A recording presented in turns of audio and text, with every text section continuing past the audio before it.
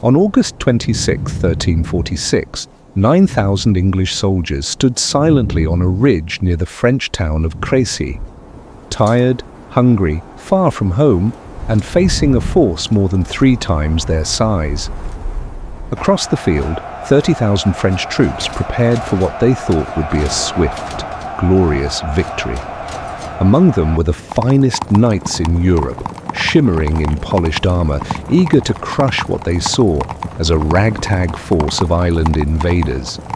But by the end of the day, the fields would be littered with the bodies of kings, nobles, and proud knights, while the English suffered barely a scratch. This wasn't just a battle, it was the collapse of medieval warfare as the world knew it. The sky over Crécy was heavy, grey, brooding and low, as if the heavens themselves were holding their breath. The English army, after weeks of exhaustion and retreat, had finally stopped moving. King Edward III wasn't running anymore, he was digging in. He chose his ground like a man who had no intention of losing. A gentle slope rolled out in front of the English lines, narrowing into soft, freshly ploughed farmland below, terrain that would sap the strength of any charging horse and funnel attackers into predictable lanes. Natural ditches crisscrossed the field like snares, brushwood and uneven ground made maneuvering in armor a nightmare. It wasn't a battlefield, it was a trap. But it didn't look like much. To the French, the English force seemed pitiful.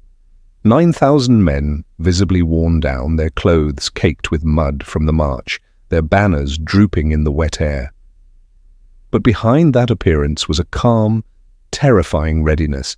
The English had arranged themselves in 3 divisions, with the young Edward, the Black Prince, commanding the centre. Flanking both sides were the longbowmen, thousands of them, positioned in staggered rows like rows of storm clouds ready to burst.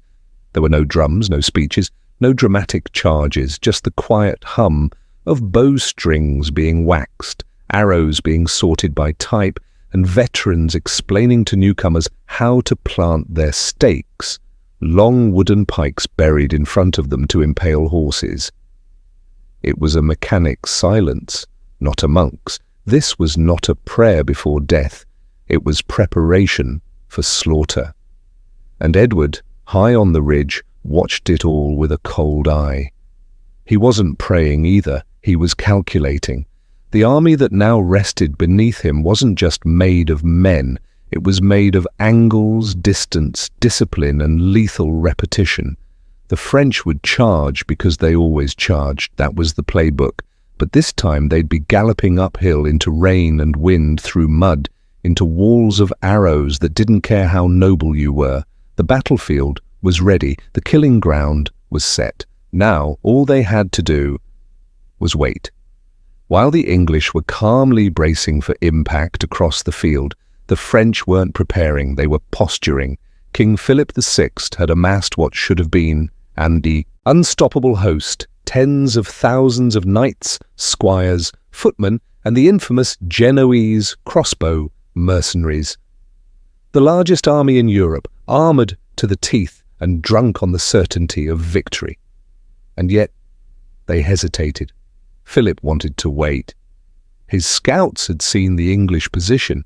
He knew attacking uphill against a defensive force was dangerous, even suicidal. His plan was to bring up more reinforcements, let the men rest, and attack the next day. But he wasn't just a king. He was a king surrounded by nobles, and French nobles, especially in the 14th century, were not famous for their patience. To them, war was theatre, a chance to display heraldry, family legacy, and personal valor. What did it matter if the ground was muddy or the enemy dug in? These were Englishmen, outsiders, invaders, filthy and outnumbered. To delay was to show weakness. And in a court obsessed with status, weakness was unforgivable. Arguments broke out in Philip's war council. Some urged caution, others accused the king of cowardice.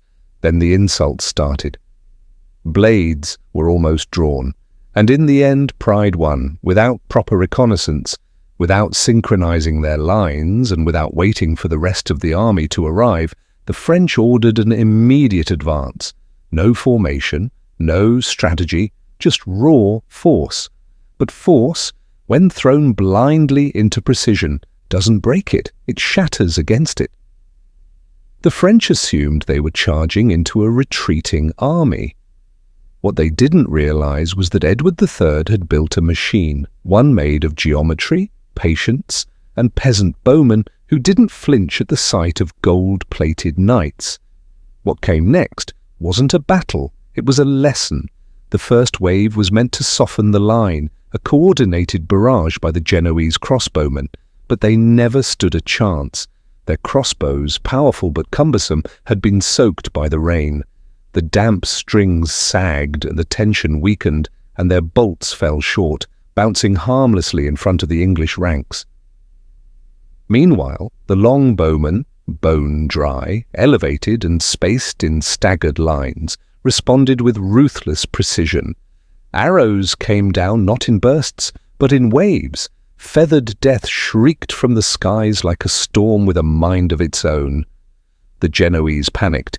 They turned, stumbled, and fled, only to be cut down by their own side. French knights, enraged by what they saw as cowardice, rode down the retreating mercenaries in a fury of steel and ego. Orders were disintegrating. The battlefield was already soaked in confusion, and the real assault hadn't even begun. Then came the cavalry. In groups, hundreds at a time, the flower of French nobility launched uphill, spurred on by fury, pride, and tradition. Lances lowered, armor gleaming, banners snapping in the wind. But glory doesn't mean much when you're charging into a meat grinder. The mud below the hill had been freshly tilled days before. Hidden trenches and natural ditches pulled horses off balance. Some riders plunged forward with no control, others slowed down and became targets. The moment they hit within range, the sky darkened again with arrows, sharpened tips whistling through the air, finding gaps in armor, slicing through necks, faces, thighs. Knights fell mid-gallop, crushed under hooves or swallowed by the mud. Horses screamed, the front lines collapsed, and yet they charged again and again, 16 times. 16 full cavalry assaults hurled themselves into the same killing ground, each wave more desperate than the last, each one eroding what little order remained. The hill was painted with the remains of chivalry, men once adorned in jewels and silk, now unrecognizable, torn open by arrows and trampled into the earth by their own comrades. But what made the English terrifying wasn't just their firepower, it was their discipline. Not a single advance from the English line, no chasing down the wounded, no breaking formation. They held their ground like a living wall, reloading, firing, repositioning, until the screams finally faded. This wasn't combat, it was ritual slaughter, and still, the worst was yet to come. As dusk fell over Crécy, the battlefield had transformed into a grotesque gallery of broken armor, collapsed standards and bodies, thousands of them layered in mud and blood. The French command structure was in ruins. Communication had collapsed hours ago. King Philip VI had taken an arrow to the face, barely escaping with his life. His army no longer fought. They flailed, directionless, lost in the fog of their own pride. And yet in the midst of this ruin, one final figure emerged, an old man half forgotten among the legends of his youth. John of Bohemia was 60 years old, battle-hardened, respected across Europe, and completely blind. His eyesight had failed years earlier, but not his pride. As word reached him that the French line was breaking, that nobles were falling by the dozen, and that the enemy was not fleeing but holding fast, John made a decision that no strategist would recommend, but every knight would understand. He demanded to be led into battle. His knights hesitated, but he insisted. If others were dying with honor, he would not sit idle in a tent while his allies were cut down. He asked to be fastened to two of his most loyal retainers, reins tied together, so he could ride between them. Blind, surrounded, and riding into an inferno, they charged, through the smoke, through the screaming, into the curtain of arrows and chaos, No target, no strategy, just a final act of defiance. Later, when the fighting stopped and the dead were counted, English soldiers stumbled upon 3 bodies, still bound together by leather straps, surrounded by a ring of fallen enemies. In the center lay John of Bohemia, sword still clenched in his hand. He hadn't seen the enemy. He hadn't seen the hill, but he had seen the end, and he had chosen to meet it on his own terms. His crest, a white ostrich feather with the motto Ich dien, I serve, would be taken by Edward, the Black Prince, in his honour. And that feather still survives today, worn by princes of Wales centuries after the battlefield grew silent. John's death wasn't a turning point in the battle. It was a requiem, a final tragic note in the dirge of chivalry, because after Crécy men would still charge, but never again would they charge like this.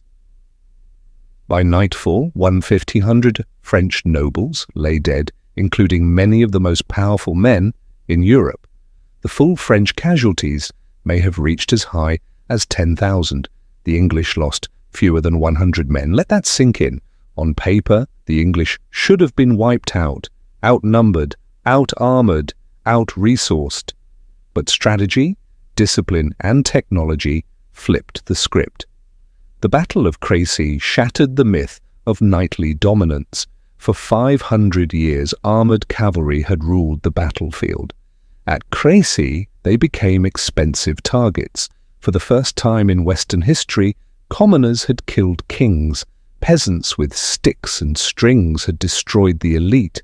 This wasn't just a battle, it was a revolution. Crécy marked the beginning of infantry dominance, of ranged warfare, of firepower over chivalry.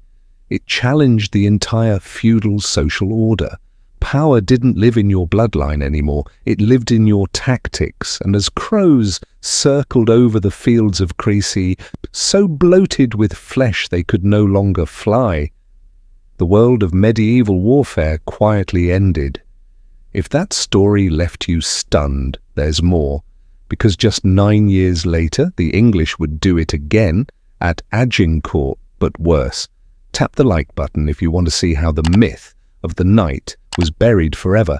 Subscribe so you don't miss the next epic moment in history, and check out the videos, more deep dives into battles that changed the world forever. And remember, sometimes the future is written not with swords, but with arrows.